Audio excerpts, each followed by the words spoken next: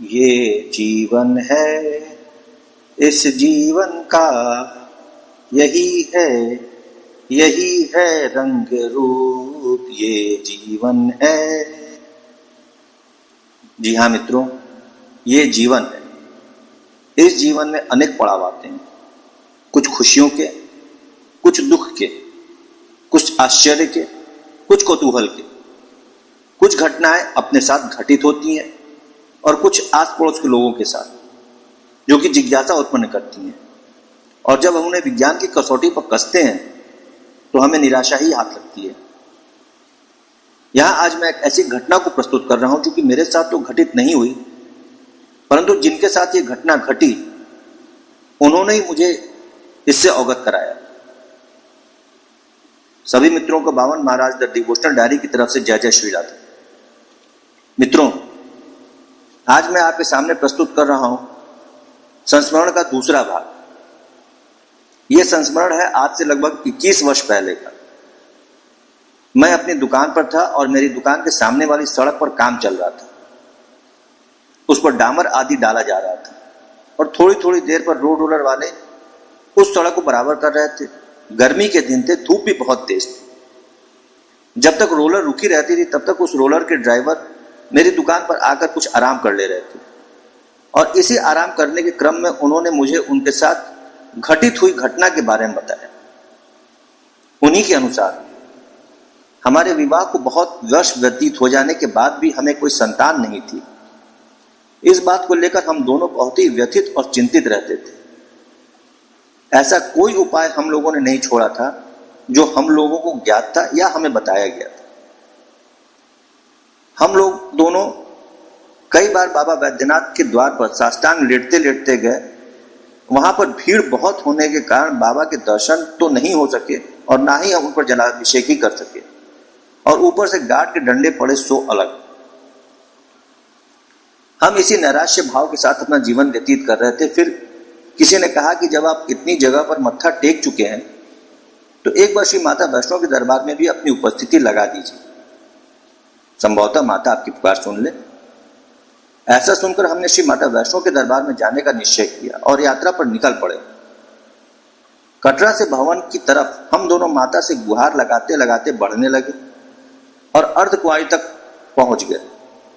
अर्धकुंवारी के दर्शन करने के बाद जैसे ही हम आगे बढ़े, कुछ दूर जाने के बाद रास्ते के किनारे एक विशालकाय औघड़ दिखे और दिखे 2 विशालकाय कुत्ते जो उन्हीं के साथ थे।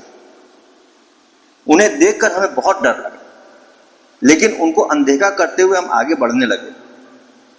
परंतु ऐसा लगा कि जैसे हमारे पैर तो चल रहे हैं लेकिन हम आगे नहीं बढ़ पा रहे हैं, एक ही स्थान पर ट्रेडमिल की तरह चल रहे हैं। इतने में ही एक भारी भरकम आवाज हमारी लोकल लैंग्वेज में सुनाई दी जो कि मेरा नाम लेकर मुझे संबोधित कर रही थी। मैं आश्चर्यचकित होकर उसकी तरफ घूमा, तभी हम यंत्र चालित उसके पास खिंचते चले गए। उनके नजदीक जाकर जब मैंने और दूसरे लोगों को देखकर उन लोगों से मदद लेनी चाहिए तो मुझे लगा और दूसरे लोग जैसे हमारे पास से निकल जा रहे हैं, मानो हम वहां पर हैं ही नहीं और ना ही वो लोग मेरी आवाज ही सुन पा रहे हैं। विवश होकर हमने उन्हें प्रणाम करते हुए डरते हुए पूछा कि क्या उन्होंने हमें बुलाया था।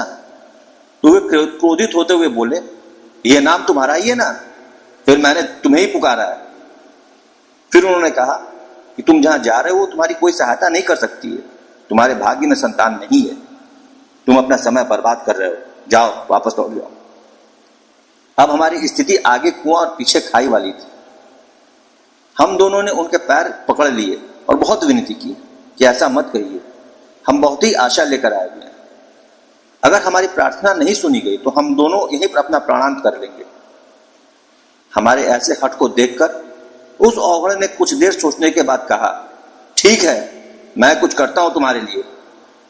और फिर उस औघड़ ने जो एक पात्र उसने लिया था और जो बहुत ही गंदा दिख रहा था, उसमें मूत्र विसर्जन कर दिया और मुझे देता हुआ बोला कि ले, इसमें से आधा तू पी ले और आधा अपनी पत्नी को पिला दे, और जा, आगे आने वाली नाग पंचमी को तेरे घर में बालक का जन्म होगा, तब मैं उसे देखने आऊंगा। एक तो उसका विभत्स स्वरूप और फिर उसके साथ 2 शेरनुमा डरावने कुत्ते। और फिर उसका मूत्र एक गंदे से पात्र में। हमने सोचा कि आज हमारा काल निश्चित है, ऐसे या वैसे आज हमें मरना ही है। इन कुत्तों के द्वारा काटने से मरने से अच्छा है कि इस मूत्र को पीकर ही हम लोग अपना प्राणांत कर लें। ऐसा विचार करके नाक दबाकर उस पात्र को जैसे ही मुंह के समीप लेकर के आए, उसमें से गन्ने के रस की सुगंध आई और जब उसे पिया तो वो अभी तक का सर्वश्रेष्ठ गन्ने का रस था। फिर मैंने आधा पीने के बाद अपनी पत्नी को आधा दे दिया और उस औघड़ के कथनानुसार अपने घर वापस आ गया। और फिर जैसा कि उस औघड़ ने कहा था, ठीक नाग पंचमी के दिन मेरे यहाँ एक बालक का जन्म हुआ। और आश्चर्य ये कि उस बालक का जन्म जब हुआ तो उस औघड़ बाबा ने पुनः दर्शन दिए और कुछ ऐसी विलक्षण बातें बताई जिन्हें यहाँ नहीं बताया जा सकता। फिर उस रोड रोलर के चालक ने दूसरे दिन अपने उस पुत्र से मेरी भेंट करवाई, जो कि बहुत ही तंदुरुस्त और खूबसूरत था। ईश्वर इस परिवार पर अपनी कृपा दृष्टि सदैव बनाए रखे। इसी शुभकामना के साथ मैंने उन्हें विदा किया। तो मित्रों, ये था उस रोड रोलर चालक की आपबीती। उनकी आपबीती को सुनकर मैं सोचने पर विवश हो गया कि इस घनघोर कलयुग में जब लोगों का विश्वास ईश्वर के ऊपर से उठता है या उठ रहा है, तो भी भगवान अपने भक्तों की सहायता और रक्षा अवश्य करते हैं। आवश्यकता केवल इस बात की है कि हम कितने पवित्र और सच्चे मन से ईश्वर में विश्वास रखते हैं और उनकी आराधना करते हैं। भगवान अपने भक्तों का साथ कभी नहीं छोड़ते। भगवान ने स्वयं कहा, निर्मल मन जन सो मोहि पावा, मोहि कपट छल छिद्र न भावा। तो मित्रों, ये था आज का संस्मरण। प्रार्थना आपसे वही, कृपया बावन महाराज द डिवोशनल डायरी को अपना प्यार और समर्थन ऐसे ही देते रहें और इसको लाइक और शेयर और सब्सक्राइब अवश्य करें।